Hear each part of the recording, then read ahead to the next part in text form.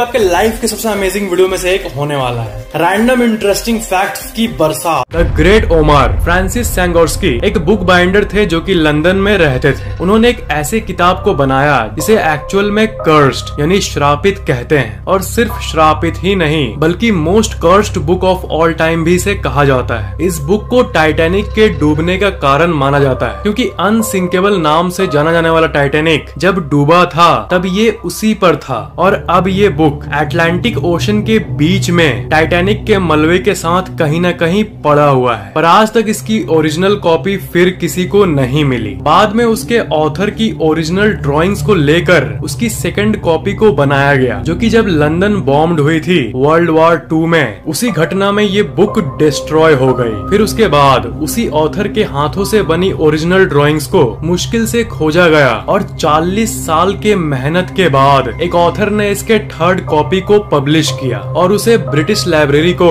Donate कर दिया safe रखने के लिए। पर जिस ऑथर ने उसके थर्ड कॉपी को बनाया था स्टैनले ब्रे, वो कुछ दिन बाद मर गया किसी अननोन कारण के चलते, और इसलिए इस बुक को कर्स्ड यानी श्रापित माना जाता है। एनाबेला डॉल या श्रापित बुक्स ये ऐसी चीजें हैं जो कि आज भी कहीं न कहीं रखी हुई है, और इन चीजों को लॉजिक से नहीं समझाया जा सकता। ऐसी चीजें हमारी दुनिया में एग्जिस्ट करती है, यही सबसे भयंकर बात है। कैमे मैनोर नाम का एक हॉन्टेड हाउस है, और इसे पूरी धरती की सबसे स्केरियस्ट हॉन्टेड हाउस में से एक माना जाता है। माना नहीं जाता है एक्चुअल में है, और ये इतना पॉपुलर है कि इसमें लोग जाना चाहते हैं और जाना ही चाहते हैं, क्योंकि इसमें अभी वेटिंग लिस्ट जो है, लोगों को जाने का वेटिंग लिस्ट प्री बुकिंग वो 24,000 से भी ज्यादा है। और ये इतना डरावना है कि इसमें जाने के पहले आपका मेडिकल चेकअप परफॉर्म किया जाता है, ये देखने के लिए कि आप में कोई मेंटल प्रॉब्लम तो नहीं है, या फिर आप कुछ फेंट हार्टेड तो नहीं हो, आपको हार्ट अटैक तो नहीं आ जाएगा। और सबसे मेन फैक्ट ये है इस घर के बारे में कि ये एक टिपिकल हॉन्टेड हाउस नहीं है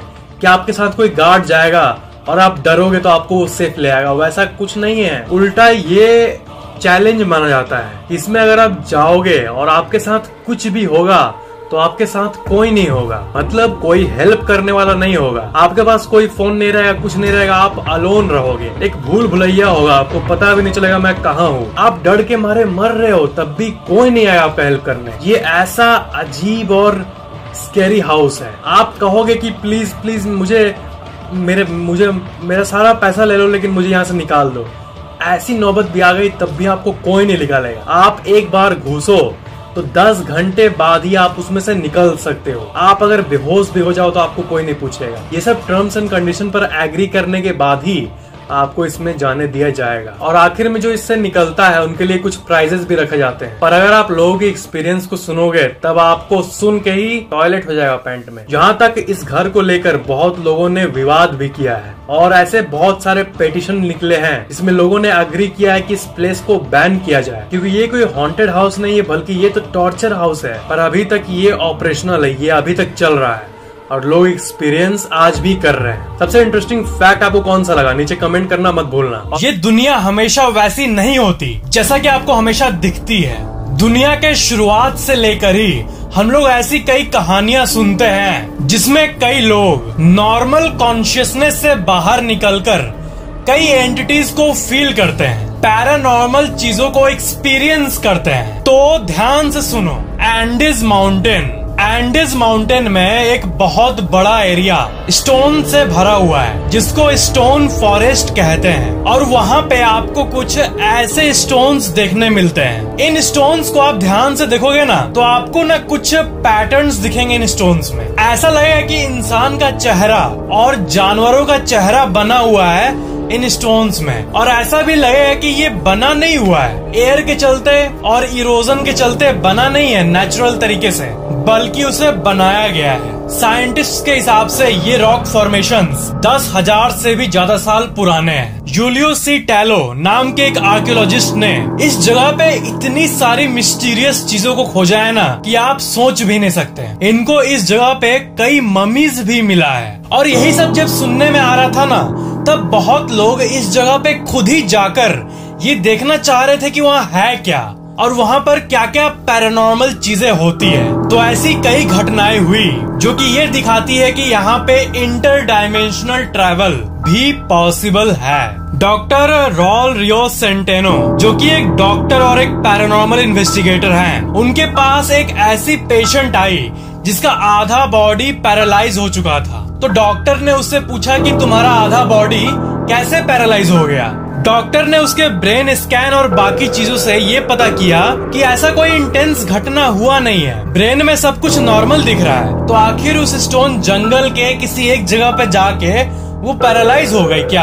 फिर उस पेशेंट ने पूरी कहानी बताई और ये सुन के आपका होश उड़ जाएगा। उसने ये कहा कि वो अपने बाकी फ्रेंड्स के साथ कैंपिंग कर रही थी और नाइट के टाइम वो उस फॉरेस्ट को एक्सप्लोर कर रही थी। तभी अचानक से उस फॉरेस्ट के एक जगह पे एक केबिन दिखा, एक पत्थर से बना हुआ काइंड ऑफ घर टाइप का, जिसका रियल पिक आप अपने स्क्रीन पर देख सकते हो। और उसके अंदर से ना नाचने गाने की आवाजें आने लगी।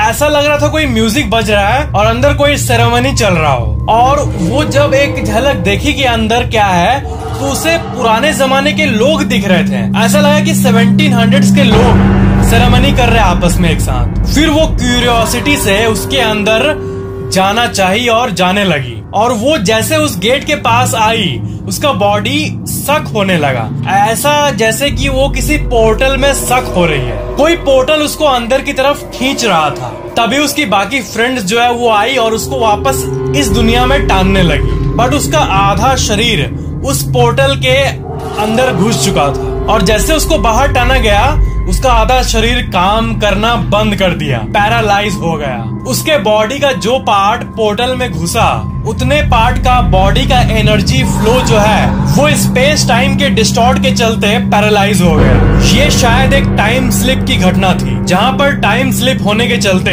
उसको 17th या 18th सेंचुरी दिखने मिला और उसी जगह पे उस टाइम लोग सेरेमनी कर रहे होंगे, जिसका टाइम स्लिप के चलते इसको झलक दिख गया। वो फीमेल आज तक रिकवर नहीं कर पाई। इस फॉरेस्ट का नाम है मार्कोआसी स्टोन फॉरेस्ट। उस केबिन के अंदर अचानक से ऐसा पोर्टल कैसे बन गया, ये आज भी एक मिस्ट्री है। वीडियो को लाइक, शेयर एंड कमेंट जरूर करना और चैनल को सब्सक्राइब करके बेल आइकन जरूर ऑन कर लेना।